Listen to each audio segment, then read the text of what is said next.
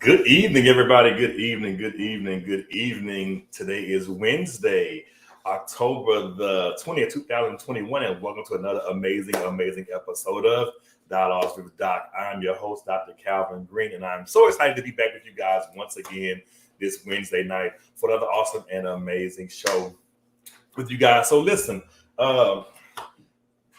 this not gonna work. Hold on, let me me and these rubber band.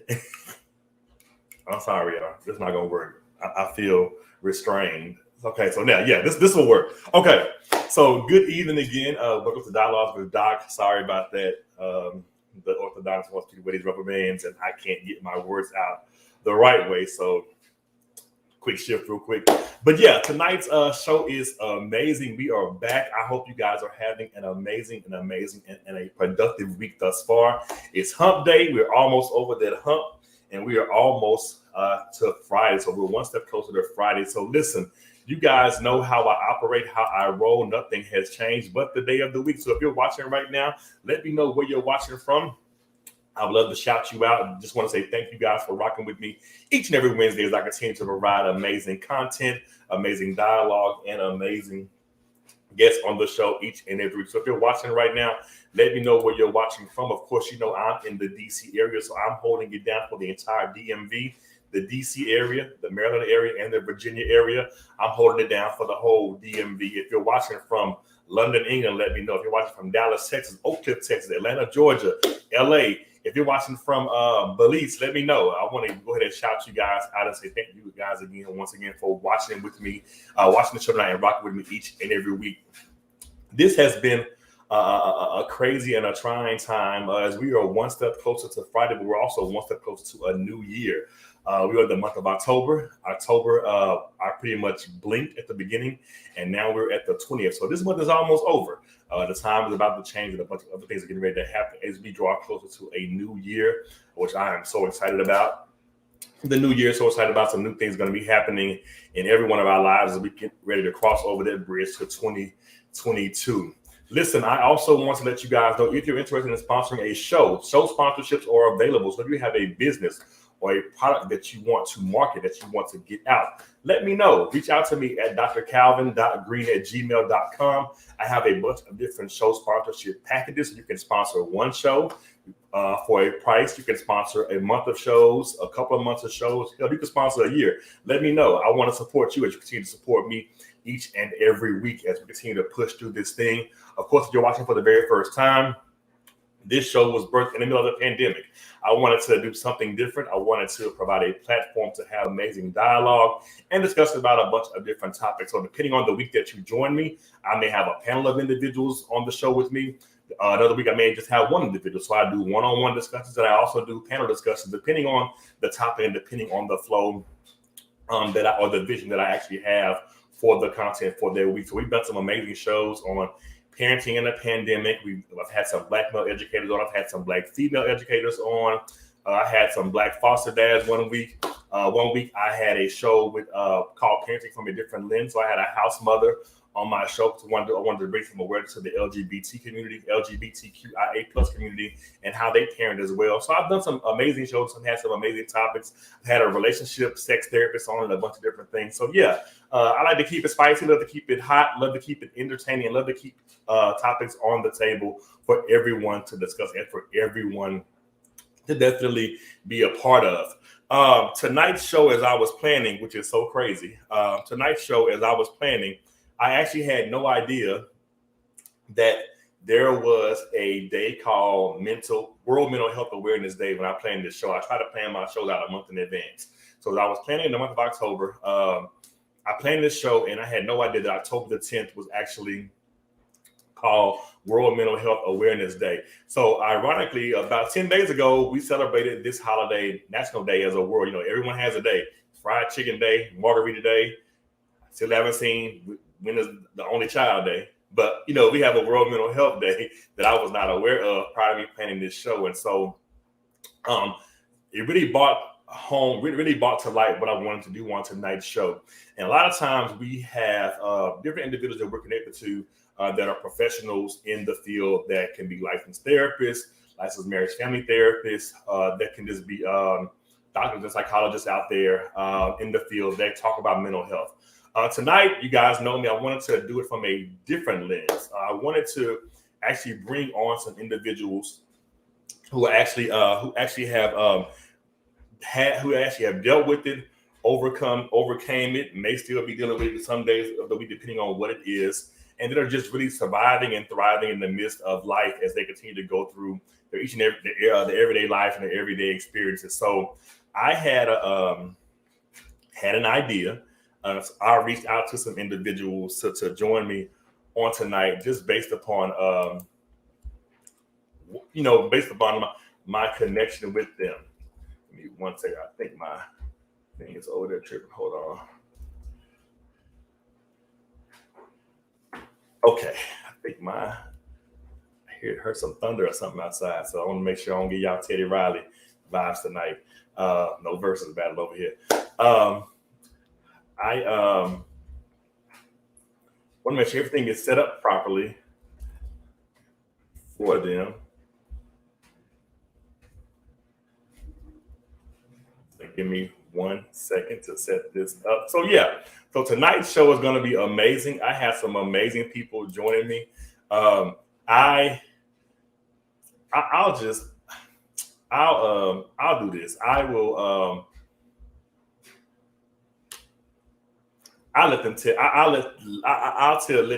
We'll tell you how the story came about for tonight's show once we get started. So I want to just go ahead and I want to bring on my amazing guests who are joining me on tonight.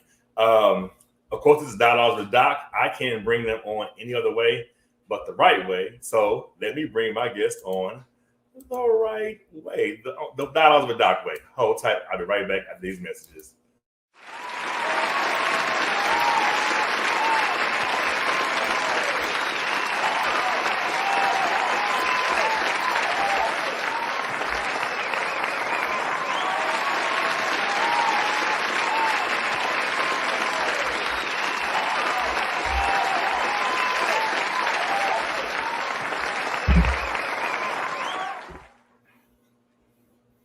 Brother, how are you, man?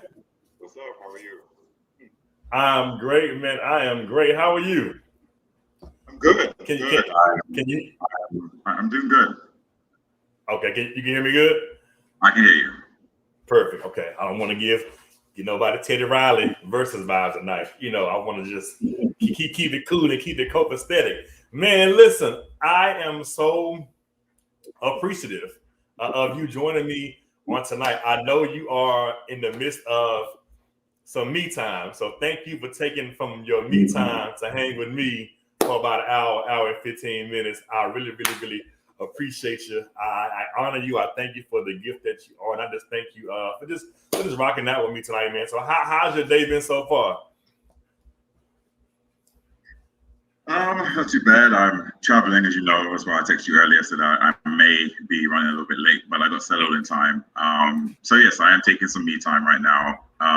It's kind of nerve-wracking. I don't know who I'm talking to apart from you. I don't know who else is on this call watching me. So, but I decided to just focus on you, right? Focus on you.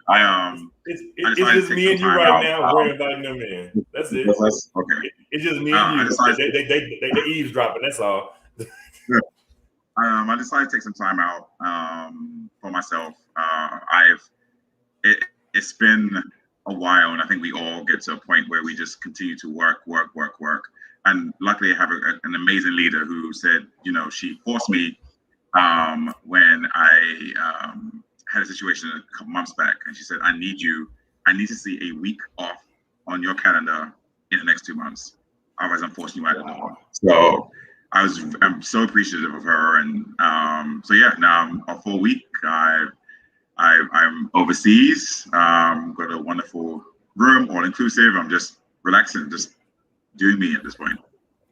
Isn't it amazing how we have people around us who know what we need when we need it, and we may not see it at the time, but like I said, your leader said, I need you to put a week on your calendar ASAP and make this happen, because I need you to be your best self when it comes to work. So no, I thank your leader tonight as well for saying, hey, Quentin, you gotta do something. So something ain't right, and something has to be done for you to be able to become one with self again and just be your best self at all times. So look, Q, how I know it's been a lot for the last 18 months, 18, 19, hell, 20 months.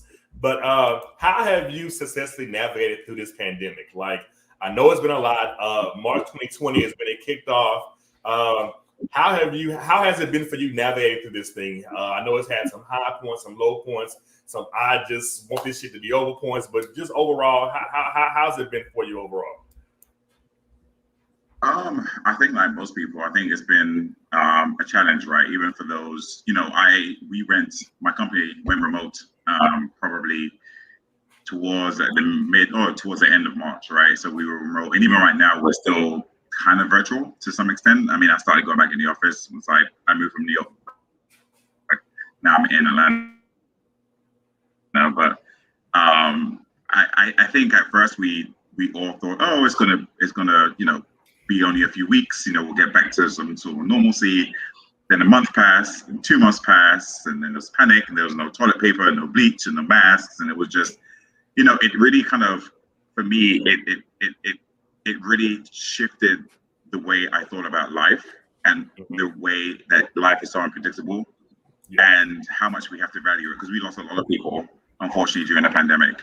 And I'm not one of those individuals that say, you should get the vaccine, you should not. I have personally, that's my personal choice, but part of that was because of I had a couple of bad incidents last year where I was in the hospital twice. So for me, it was required, per se, to get the vaccine.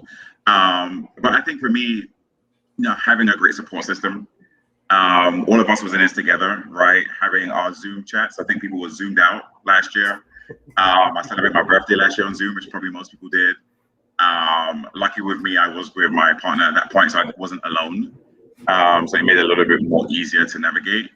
And I like to be at home anyway, so I think that also helped. I think the challenging part for me was the gym. It sounds very, very, I won't say self-centered, what's the word? Vain of me to say, oh, I couldn't go to the gym. But no, that's my outlet too, right? So outside of anything it can help from a health or aesthetic perspective, it's also a way for me to clear my mind. So I couldn't do that. And then after the several, and we can talk about it a little bit as we continue, but a couple of things happened throughout the course of last year. I just kind of slowly felt like I was getting into a depression. And I've suffered with, self-image and so many different things throughout the course of my life. And, I think the pandemic on top of that, and with the whole rising of Black Lives Matter kind of resurfacing again with the George Floyd situation, and having to navigate those conversations at work, being the only Black male in my group, right, as an HR professional, and seeing where really the thoughts of the folks that I work with globally felt about the Black Lives Matter movement. So there was that pressure on me and many others, right? Probably at the jobs and the microaggressions that came along with that. So in short, it was challenging, but I prayed, I stayed prayed up. I have a praying mother. I have praying friends. One of my close friends, which I'm hoping he'll jump on soon. I know he's usually very busy, but Adolfo, we've caught up several times. Actually, when I moved from New York, I moved in with him before I bought my home. So, but he's been, a rock for me. I consider him one of my brothers, one of my best friend at this point, and several other people that have been great. So, just my support system prayed up, and then therapy.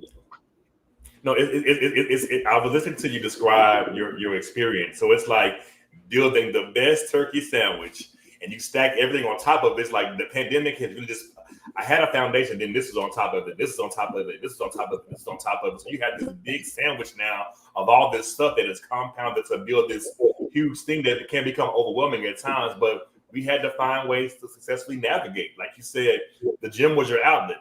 We couldn't go to the gym for months at a time, and we were able to go it was crazy trying to get in maybe 6 to 8 months later after the pandemic started. So no, thank you for sharing from your lens how you have navigated this thing. I want to go here, Q, and let me go back to this show. So this show idea, I'm looking at the paper right now. I have like this chart paper in my spot of all these random topics that I want to cover on Dialogues with Doc. And I had the show about Black male mental health, and I always say, okay, God, who are you pointing me towards to invite on as a guest? And I had the awesome pleasure of crashing Devon's party, his birthday party. And I say crash because I was the only one that didn't wear my black because I was in the city and it just pulled up. And I said, yo, cute. Like, you, when I saw you, I'm like, bam, that's what I need to ask to be on the show. So thank you for saying yes, man, because I was like, I want to ask him, there's some things some people just aren't willing to talk about and aren't willing to discuss. But no, thank you for your willingness. Thank you for that post that time when I immediately sent you a message and said, yo, would you love to talk about this? And you said, I would love to. So that's how this show really came about, because of you being who you are and your transparency. So I thank you for that, man. So let's jump into it. Can you share a little bit about you and what it was like for Quentin growing up? So growing up, what was it like? You said you're in Atlanta now, but that's not where you started out at. No, that's sure you can hear probably those who are listening in. I am from London originally, so I moved here when I was like 19, and I'm years old at this point. Well, I'm 39, so it's not like I'm embarrassed by that. But I think life for me was simple. My parents were very hard. I was raised by my mom and my stepdad. They're both from the Caribbean, so Montserrat and St. Vincent. I was raised by my stepdad from Antigua. Okay. It was me and my younger brother from my stepdad that grew up in the household, but I'm one of 11 or 12. I can't remember from my biological father, but he was never around, and it's unfortunately it's the same old story you probably hear. But my parents did the best they could. There was a lot of things that I didn't know that was considered emotional abuse, because I didn't have the language at the time to identify it. So, as I grew up, my stepdad my mom cared for me, to caveat this. My mom was extremely caring for me because she knew there was a disconnect between my stepdad and I. Especially when my brother came around 5 years later, it was really all about him to some extent, right? My dad was never an emotional person anyway, but you can tell there's a difference because he would always say, that's my mother's child. He would never ever call me his son. He would never call me his stepson. And I didn't really care about it at the time. I was like, I have a roof over my head. I'm going to school. I have my friends. It's fine. But as I got older and friction started and I moved over to the States, he was really he was the catalyst really to bring us over here. Because my aunt, his sister, sponsored us to come over. There was things that happened, that caused me pause, right? I was admitted to the hospital. It sounds like I always have these hospital stories. It's really sad. I'm really thankful to be making it through, but thankful, man. They weren't. So my parents didn't know what it was. The night before we were supposed to go, I ended up sweating up all over. I went to the hospital. They put me in. It wasn't the ICU, but they put me in a confined room where no one could come see me. That lasted for about a week, and then the sweating started going down. And I remember my parents decided to switch their flight for a couple of days, but I still wasn't feeling well at the point. I was still in the hospital. And then my stepdad at the time said, well, we can't wait no more, so you're going to have to stay with your stepsister. And they left, and I was still in the hospital. So no one really knew what happened, or no one knew what was going on with me until a week or so later, when I ended up flying back to the US, finally. And I found out I had the streptococcus. So that's a very rare case, and it could have been, worse, whatever the case may be. But again, having made it through, got to the States, and literally maybe a week after being here, I still wasn't feeling great. And my father said, well, hey, in front of my aunts, all my cousins at this time from his side of the family, shout out to my mom, get him a flight, get him out of here. Wow. And I said, well, okay, fair enough. You know, I kind of held my own, and I was like, I don't know why you're being rude. I said, I can't get healthcare here yet because I just moved here. It's going to be too expensive. And he said, well, I hope you get on the plane and it crashes.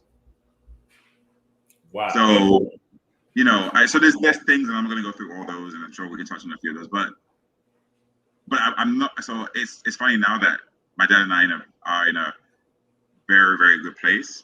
I've accepted him for 2 years. But I've had to also understand and speak to like his children and see how they were raised. And even though again he's not an emotional person, there was definitely a difference between how he raised his biological kids to how he dealt with me. But my mom, you know, was, and I love her to bits. That's like that's my best friend. That's my queen. She at one point kind of distanced herself from me because she didn't want the fighting. She couldn't deal with no more of the fighting between him and I. So she backed off. So it became very difficult to navigate. And the last time I lived in the home, I think I was 3 years in, and I was kicked out Christmas Day because I was looking after a puppy, and they were supposed to go home the next day. And they didn't. My friend couldn't come and get them because they were delayed on the flight. And my dad called the police and said, if you don't get a dog out here, you have to go. My mom didn't do anything at that point. And the police came, and the first thing the police said to me, a black man said to me, what issues are you causing your family? They asked me what was going on. And I remember being really, really mad, and mom just standing there. And the police said, you got one thing to do. You either get rid of this dog or you get out. And I was like, I don't know where would I'm going to abandon this dog, which is not mine. I said, it's only one extra day. I said, where am I going? So that Christmas, I spent Christmas in my car, and I never returned back since. I've never lived there again. And as much as I love them and I would do anything for them at this point, that always rings in my mind as a point of, you will just allow me to just be out there because you were so stuck in your ways. And there was I don't know if it was hate in your heart or whatever it was. But again, I love them and we're in a good place now, but I don't think I could move back there, you know. So you said you spoke to your half siblings. There definitely was a disconnect between the relationships that he had with them and the relationship that he had with you. Well, I spoke to my half siblings. Well, my stepbrother and sister and my half sibling, which is my brother, which I don't call him a half because we were raised together, right? But my younger brother, you know, there's obviously I saw it in the household because I was there. It was a lot more stricter with him, but stricter with love versus being dismissive with me, right? And the same way he dealt with him is the same way when I finally spoke with his children or my stepbrother and stepsisters, he dealt with them the same way. So I see how that was his love language, how he dealt with them. For me, it was very dismissive. Like, you're just here, you're collateral because I'm now, you know, with your mother. Gotcha. So man, that's a lot.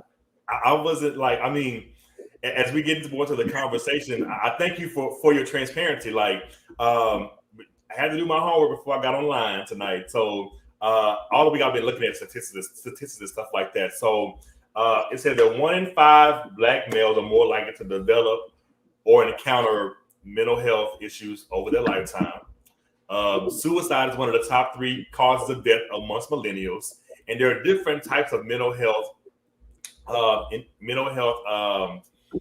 encounters that people may experience. So it may be ADHD, anxiety, bipolar disorder, major depression, PTSD, schizophrenia, eating disorder. Those are just a couple of them. So Q, I have this next thing called the mask. So I may look amazing to you, but I'm not good. And I came up with this because of the post you shared, man. It was the post you shared where I immediately DM'd you, and people see who we are, but we really are. You took a huge step to share what you had been going through. So how challenging is it to wear this mask when you have a history of mental health, when you have a history of mental health episodes or challenges? I'm not sure what the best form what the best term maybe to describe. I say challenges because you never know how they're gonna pop up. But yeah, let's talk about that post and then this mask. So I'm assuming he meant the post on Instagram. So I'm gonna go with So I grappled if I wanted to post it, right? Because we as Black men are told, be strong, don't share your feelings, all these things, and it's, and I think part of where some of the struggles and some of the things I still deal with right now, which I again didn't have the language, I didn't have the knowledge of what those things were. I knew I was reacting a certain way to certain things. I didn't know why.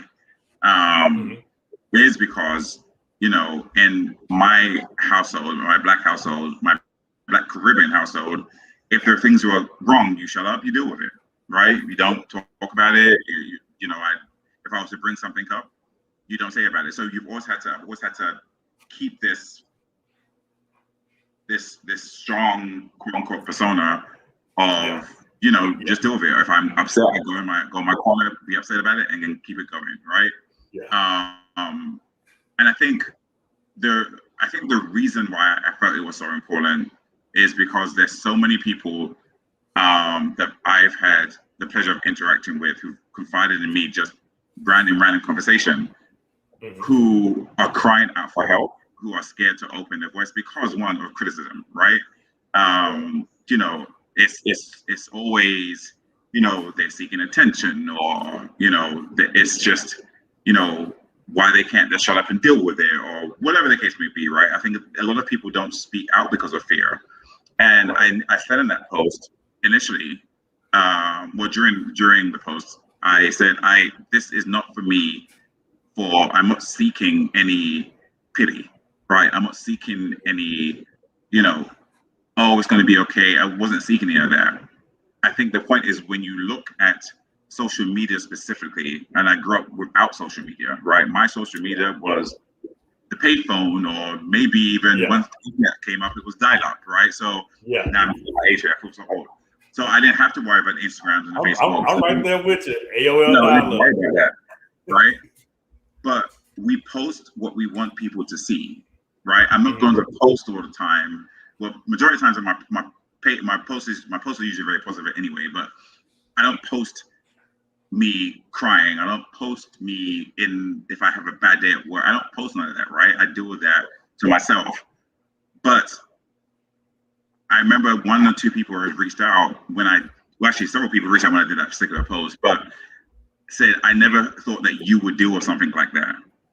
And I said to them, I said, I put on a mask because I've been conditioned to do that and not share my feelings. But there's so many people who need to hear that because I am traveling or doing this or seem happy doesn't always mean that's how I truly feel inside.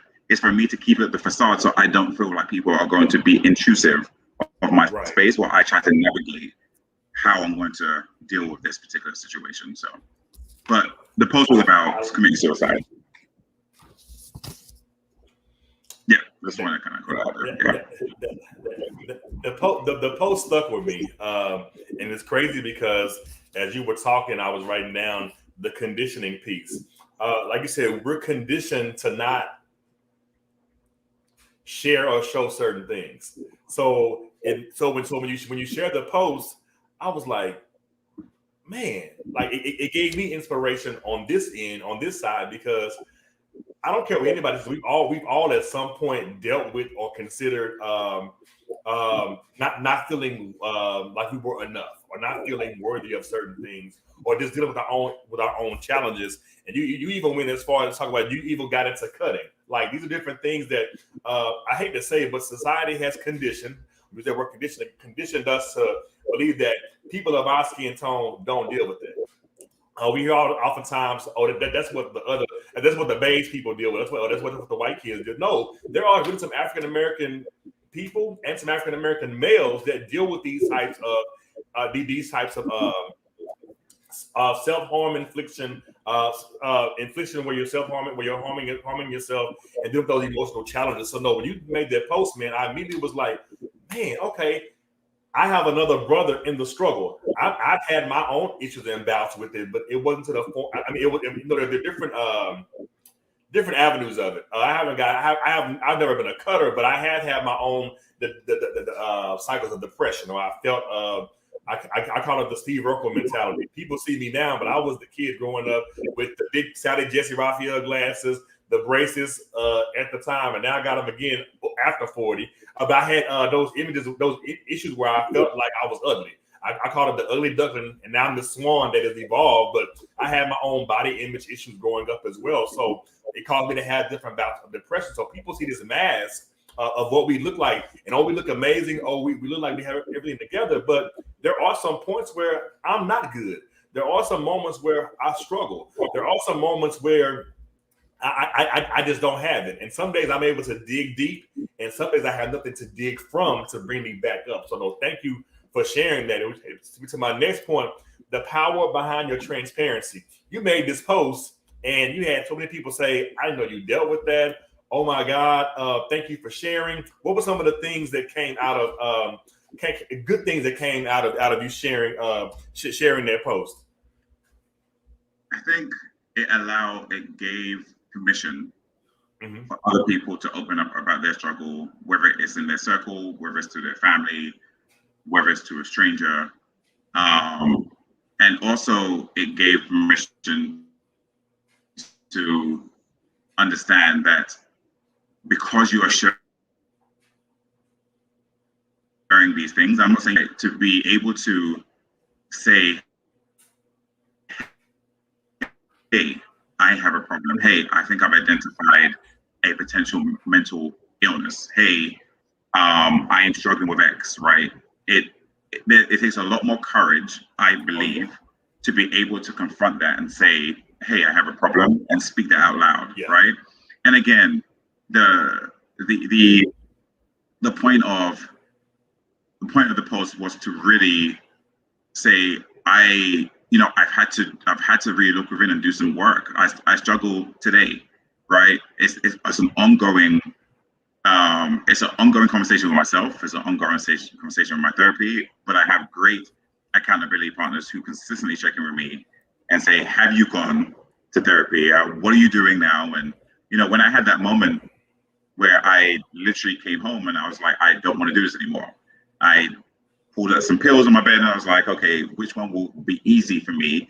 Because I think there's a part of me, right, where for me that was more crying out for help because I know I needed the help, right?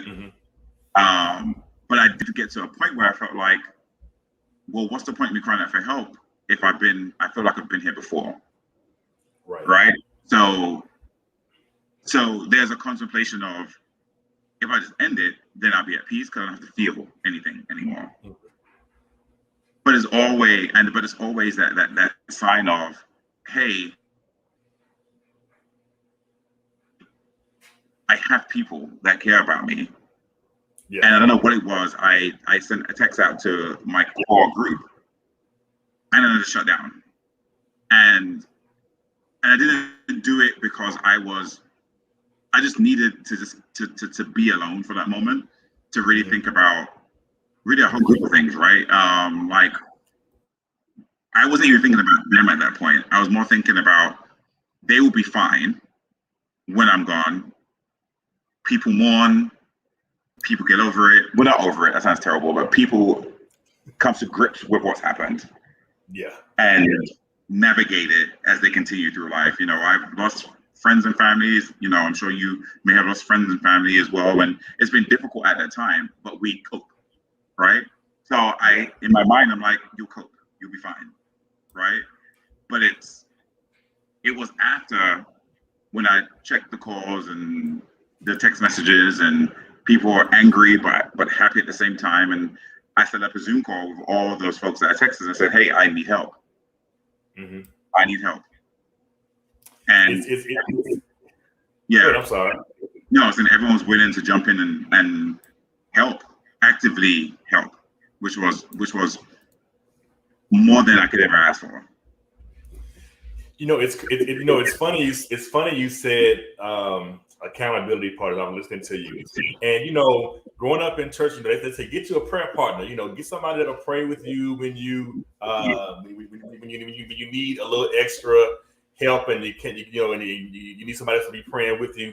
But it's funny you said accountability partners, because I had that in my notes, and when you said it, I'm like, dang, he's on it. Like, there are going to be times when we have those moments, and we have to have a circle of people around us that can hold us accountable. Like you said, I immediately sent out a group text, and they were immediately on it. So let's talk about the accountability piece. I know this is something that you didn't have at first, but you have it now. What made you say, hey, I need to get some people to hold me accountable? Because I know initially this is something that you have now, but when you were going through your struggle at the very beginning, you probably didn't have that accountability partner.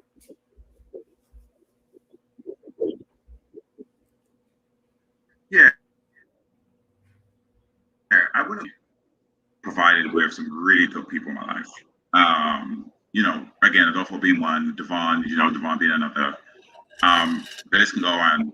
Dane, Shamika, I can throw in a whole bunch of names out here. Troy. And I feel bad because there's more people, but you know, I can go down a whole list. But you know, just knowing that they showed up for me in a different way, right? They've always been there for me.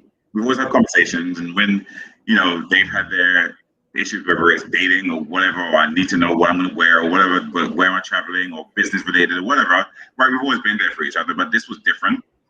And they showed up for me in a different fashion, right? And a few of them have specifically said to me, so we always check on each other anyway, randomly. We have lives, right? All of us get busy. Yeah. But at least 5 of the group, and I think there's 11 people on that call, has said to me, doesn't matter what time, and doesn't matter if you feel like, no, don't ever feel stupid to call me about something that you may think is minimal. Yeah.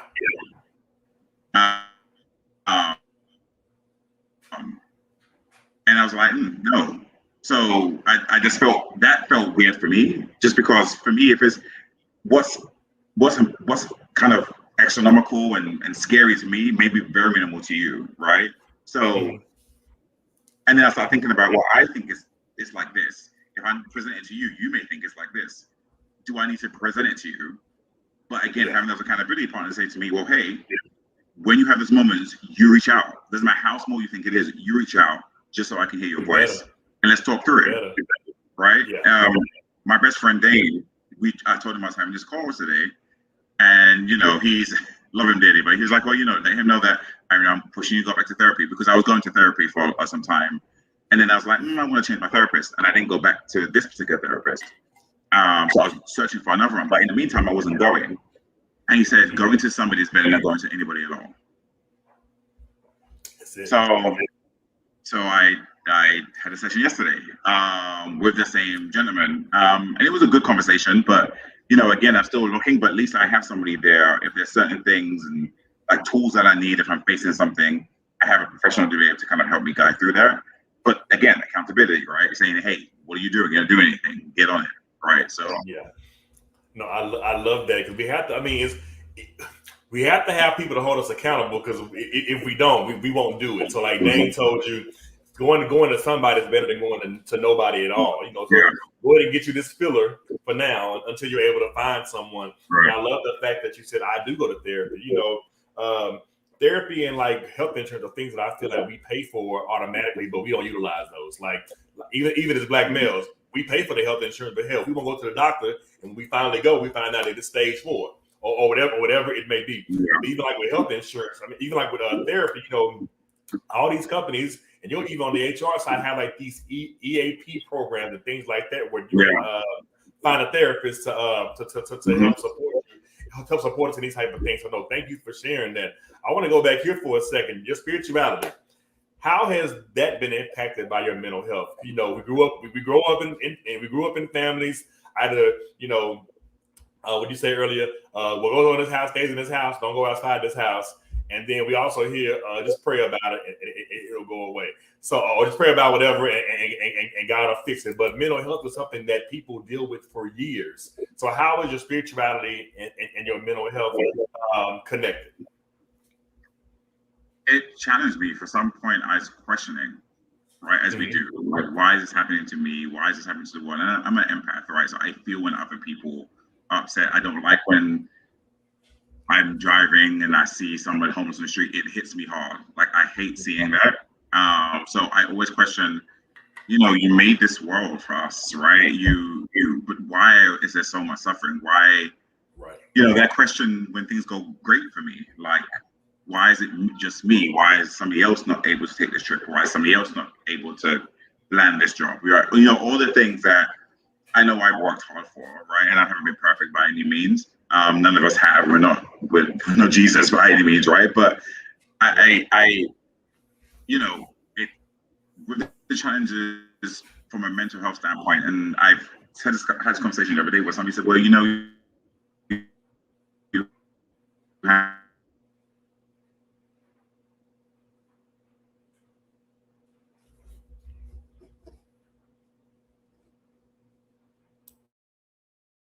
have, you just, well, it can be the richest. And I said, I don't look at these material things and think, oh, I have these things, I should be fine, right? I still not feel good over myself, and I've questioned why God has given me this. And for me, it's kind of an affliction, right? Like, why do I have this? Why can I not see all the greatness that you've done for me? The fact that I can get up in the morning and dress myself, right? And I pray and I thank Him for these things that we take for granted. But still, I get to a point where within like 30 minutes, I can see something or hear something, and my mind's switching, and I'm in a state of depression, right? So I have. It's been challenging. I've had to kind of force myself into practice, right? So going on my prayer calls in the morning, and really sitting still and being at peace and listening to the word and listening to the prayer and be intentional, right? That's really what I try to do. And also too, people say, well, like you mentioned, like pray about it. Well, faith as without works is dead. We always hear that. I had a term. If the Lord created me, He created a doctor, He created a nurse, He created all these people with special gifts, right? Everyone has a gift. Yeah. Right? These gifts are for people to serve, right? We're here to serve. So as a doctor, I'm here to serve X, Y, and Z, right? I'm an HR professional. That may not be my specific gift or whatever the case may be, but that's something that I feel like I'm good at and something that's been given to me that I have good knowledge of, right? Yeah. I know how to utilize that, whether it's helping support my friends externally, helping support my business internally. There's a gift or something that I have that I can share with the world. I can be of service. So I feel like it's important that I kind of center myself. I try to do breath work when I get anxious. So I breathe on my breath. I count to 10, 6 times. And then I think about individuals who I've seen, or when I've seen the news, or look at things on a global scale and see the different devastation. And I was like, I know the Lord doesn't want that for you. I know that's not something, He's not somebody who wants this for you. But this is also, we are flesh, and this is also the world, right? So I've had to kind of understand to separate the two. When bad things happen, it's not that He wants those things to happen, right? But it's hard sometimes to kind of switch to that mindset, because we're like, well, the Lord is all good. He'll protect you. No weapon forced against you shall prosper. All these things you read in the Bible are like, well, this has happened to me. I was in hospital for a week. How did that happen? But he stood by me and made it through. So I had to look back at history, had to look at other things I've overcome. And I just have to make sure I'm intentional about, really, really focusing on just the simple things that I am able to say I can do by getting up every morning. Because somebody didn't wake up this morning, and I did. Yeah, that's it. It's the simple stuff. It's the simple stuff for me. Somebody said bad audio. I don't know if I can. I don't know if it's allowed. Will this allow me to call in or something? I don't. No, it's probably because I hear you now. I hear you now, so you should be good. Are you on your laptop? Yeah, I don't have a mic. Yeah, I've got built-in No, mic I'm using. you don't have one of those. You don't have one of those. You don't have that Ethernet cord, do you? With you? Just. Oh no, yeah. Gotcha. Okay. And I'm not. Don't worry I about remember I'm traveling, so it's probably why it wasn't great. Gotcha. We're gonna push through this thing. We good. Okay, let me ask you this. If you're 39 now, if you could tell your 18-year-old self something, what would you say?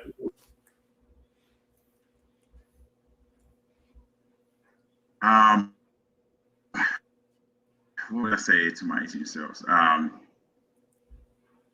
Be authentically you and don't fear anything. Yeah, I like that. I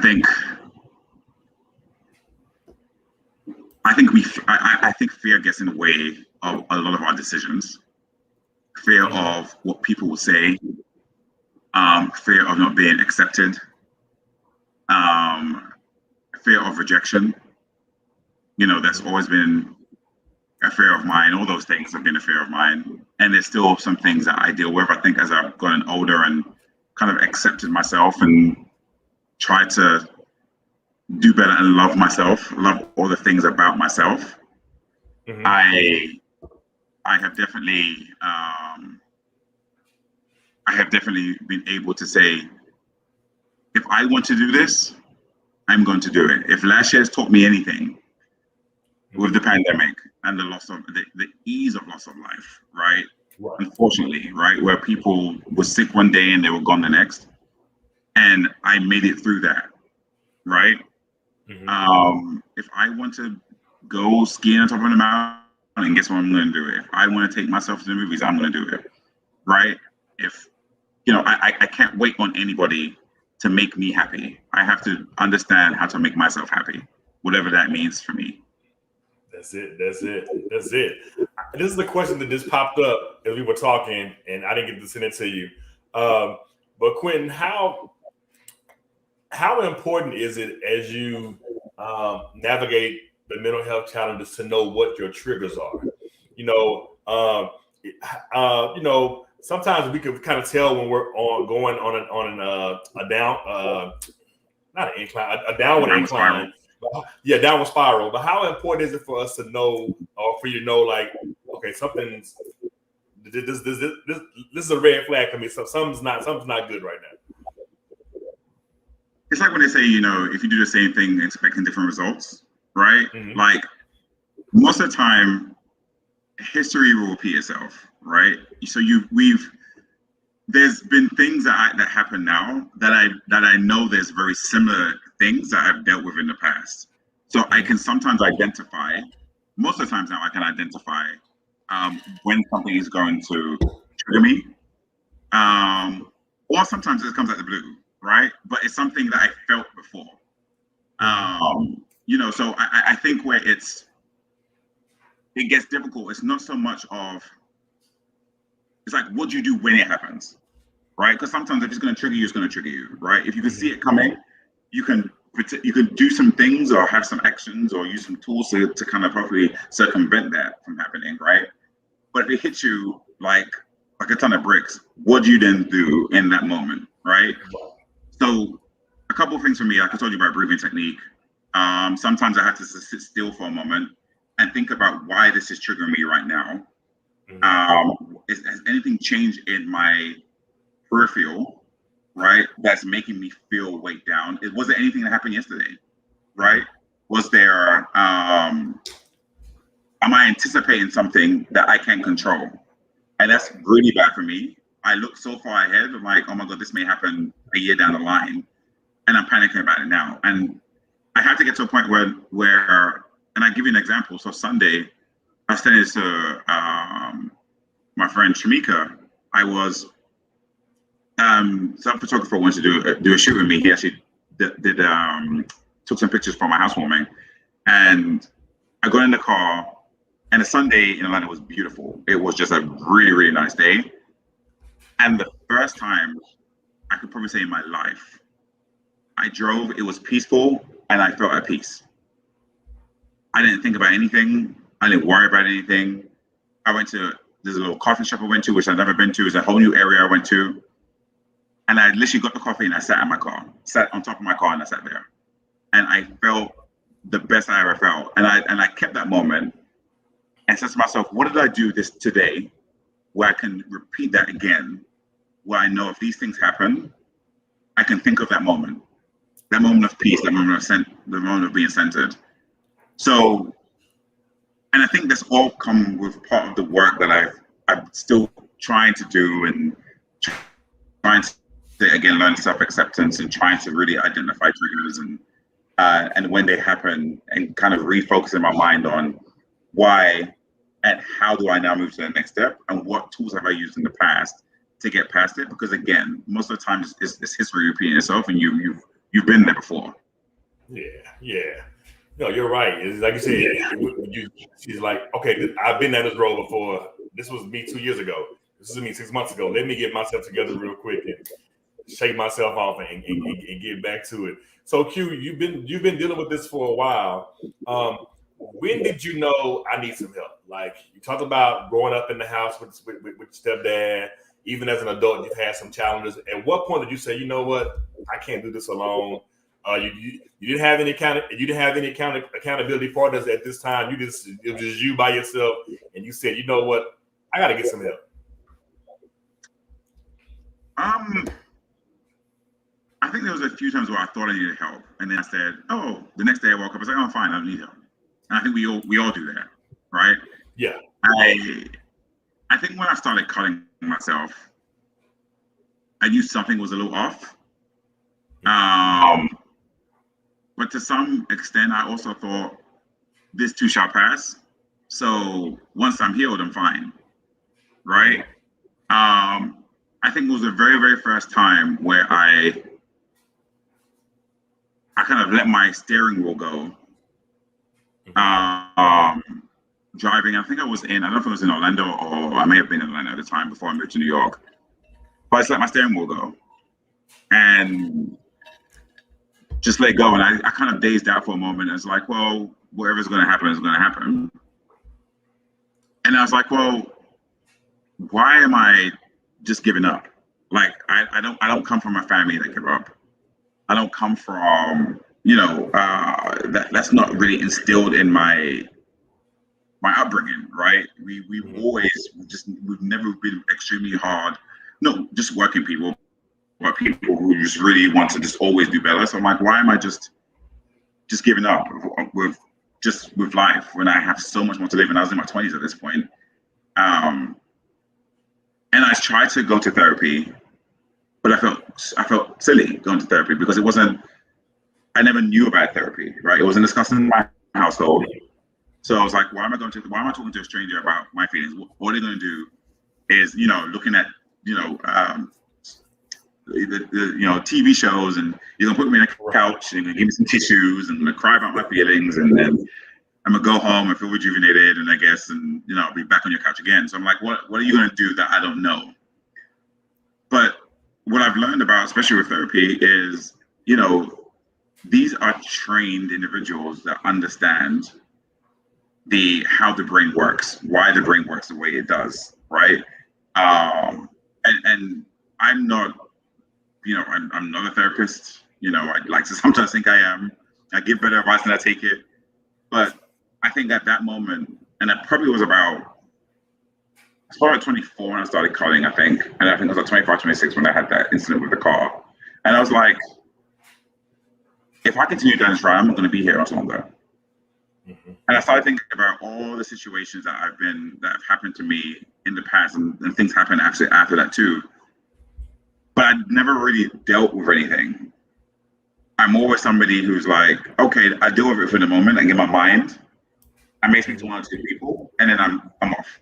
I'm off to the next thing. Let's keep it going. Like I don't want to dwell in that place. And I've had friends, accountability partners too, who said you need to be in it. You need to be in a comfortable space and figure out what is going on, because you've had these episodes and they've gotten worse as you've gotten older. So what is happening? why it's sitting there and bubbling up the way it is, you need to talk to somebody professionally, right? So again, I think it was from the car situation, and then I started searching or starting to really figure out about therapy and what I can do to try to hopefully dissolve those types of feelings and situations. So. Love it. I love it. No, thank you so much, man. Like, you've given me even more insight tonight, because I really came into this show like, I got these questions, but I don't know which way to go, how to go. But no, the knowledge and stuff that you've shared tonight has been great. I want to go here before we get out of here. What are Quentin's best practices for managing your mental health? You talked about the breathing exercises. You talked about the just having your moments where you just get yourself together. Are there any others that you utilize personally to help better manage it? I like the gym. I forgot about the gym. Well, yeah, I do. I like the gym. So I don't know when I started going to get a mani pedicure, which is very random. But so Saturdays, I do. I teach class, so I teach an indoor cycling class at LA Fitness, and then after that I come home, I shower, and then I make my appointment with Yasmina, and then that for me is so therapeutic. Like, I don't think about anything. I usually have like spa music on, or listen to like a podcast or something, and I just go by myself. I usually go by myself when no one's around, and then after that I go get myself lunch. And then I go home, right? And that's like 2 hours just for me with no interruptions. And it's just me allowing me to kind of be in my space. Like now I'm on a trip and I'm by myself, right? And a lot of people can't do that, right? A lot of people are uncomfortable, like, oh, this is weird. Like, and I was downstairs speaking to some lady and she's like, oh yeah, I'm by myself. I'm just, I have to run a pickup, then I was jumping on the call. And she's like, oh, she goes, you enjoying yourself? Yeah. I was like, and this is where I don't need an accountability partner, right? I don't need to get up, and no one's relying on me for anything. I can just get up when I want to. Yep. I can speak to whoever I want to speak to. If they don't speak back, that's perfectly okay, but I'm not required to do anything but get up and live for me, right? And I love a spa. I love a good massage. Like, I love to be in a place of relaxation. And all those things, I know those things are financial, right? Because you have to pay for those things. But outside of that, even if you're at home, I like to watch a good movie, I'm British, so I do have some tea every now and then, right? And, and just be in a place where I can have my candles on and make the room feel very zen. I love a lot of candles, love dim lighting, and just feel peace. So I try to get to myself where anywhere that there is some sort of relaxation, when I feel like my anxiety is picking up, music is a go-to for me. Spa, everything that I need to bring everything down. How do I do that? I need to set the mood. Yeah, that's how I've dealt with it so far. And therapy, obviously. I love it. Do you have 5 more minutes for me to do? Can we do top 5? Okay, so this is top 5. I want to do this top 5 with you before we get out of here. So, out of these 5 things, which do you prefer over the other? Okay. So, as we are discussing mental health best practices and things like that, these are just questions I wanted to ask. I wanted to ask them. So, does Q prefer a social media break, or do you disconnect from everything, including things and people? I think a social media break. Social media break. Okay. I think I know the answer to this one already, but I kind of put them together. So, would you prefer to work out at the gym or go to that therapy session? I'm going to the gym first. It sounds terrible, so please don't judge me, everybody. But I'm going to do it. I like to do the gym. Gotcha. Okay. You prefer your alone time or close? I don't mind stepping out with my close friends every now and then. I think it's a difficult one. I think internally, I'm pretty much of a loner. I do know a lot of people, and I do have very, very good friends. But I like to be in my house. So, yeah, I think most of probably alone time, I probably would say. No, COVID made me realize I like being at home. Like, yeah very much so. So is Quentin I'll do the same routine or I'll try something new? Mental health wise, like Oh, Miss Waffle. or you know what, or in general, it doesn't matter. Either one. In general, I'm very routine. Like, you know what's happening. I'm very much this time. My friends will tell you that they're probably annoyed with me how routine I am, but yeah, I'm more of a routine person. Okay. It's gonna be the tricky one. If you're on a trip by yourself, I will say this: those make the best trips. By yourself, I ain't got to argue with nobody about what I want to eat, where I want to go, what I want to do. I'm good. I have to, as a part of my mental health, Quentin, I have to do a trip by myself every year. I do one with the boys. I do one by myself. It's just part of my mental health. So, do you like to get to know someone, or I'm still working on getting me together? My friends want to call. I'm a big relationship-oriented person. Mm-hmm. So I love getting to know people, whether it's, well, I think more now, if I'm going to get to know somebody, it's probably going to be more romantic level, because I think I got like an amazing friend circle, and I'm happy to get to know people because I'm a very friendly person outside of that. But I would, if I'm going to be honest, I need to know who I am better before I give myself to anybody else. So I'm going to go the latter. Love it. I'm gonna go back to something you said about you're a friendly person. That's why I don't mind going on trips by myself. We gonna meet people when we get there. It's just our personalities. Like I meet somebody by the pool, some old white lady, they be trying to buy some drink or whatever. It's just what we do. We meet people when we get there. Okay, last one. Are you spontaneous or are you a planner? I think a bit of both. A bit of both. Yeah, I think it just depends on. I mean, if I'm planning trips, mm-hmm. I'm very much like I need this time, this day, this activity, blah blah blah. But I can randomly get up and be like, "Oh, I'm gonna go here and go." Yeah. So I think I'm a mixture of both. Yeah, and it kind of gives us that balance mental health wise, because we don't want to get into the same mundane routine all the time. So let's try something different off the cuff, every now and then to just break up the monotony. So no, I get it. I'm a little bit of both as well, man. So brother, what's next? What's going on? You got Q rides Saturday. You're doing. I mean, I wish it was virtual so I can get on my little bike and do it. But I come to Atlanta, I'm coming to a class. I promise. What else do you have going on, and how can people keep up with you, man? Well, I thought it was very. I mean, thank you for calling me influencer. I don't think I am, but I appreciate you doing. I just read the flyer. I was like, I'm not an influencer by any means. No, you are. But and it's crazy, and I put that because, and I put influencer because when you shared that story, you only heard from some people. But there are so many people that by you sharing that either liked it and just some people commented, some people just liked it, some people hearted it, some people just were like in awe that you actually shared it. So that's why I said influencer, because you're a mental health advocate. Like whether you want to be or not, the fact that you shared your story, you have influenced someone else to deal with their mental health issues. You have influenced someone else to go to therapy. You have influenced someone else like me to say, "Hey, bro, let's talk about this thing." So yes, you are. Own it. And yeah. Okay. Fine. Thanks. I'll take it. I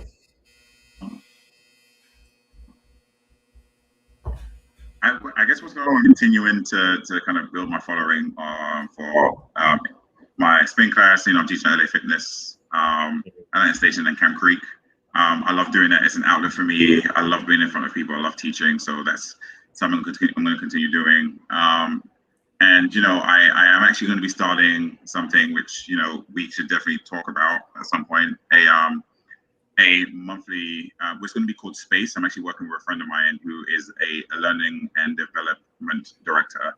But it's called Space. So and space can mean anything. My space, your space, dark space, difficult space, whatever. But it's going to be a monthly meetup.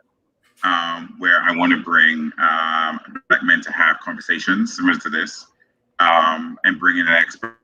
But every session there will be an action. And the reason there will be an action is because I think sometimes we have a lot of these conversations and there's no action. And that is part of the takeaway after every session is an action. So we can regroup when we get back to follow them up and see how you've implemented the action. So that's coming up. So I'm really looking forward to working on that. No, I love how you said that. It's like we make plans and do stuff, but where's the action behind it? Where's the follow up? What are the next steps? Yeah.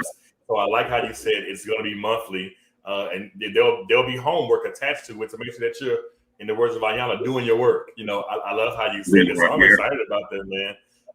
No, thank you so much for hanging with me. I appreciate you so much. Let's definitely stay connected. I appreciate you. Anything I can do to help, anything I can do to support, let me know. You already know how we rock. I rock with you.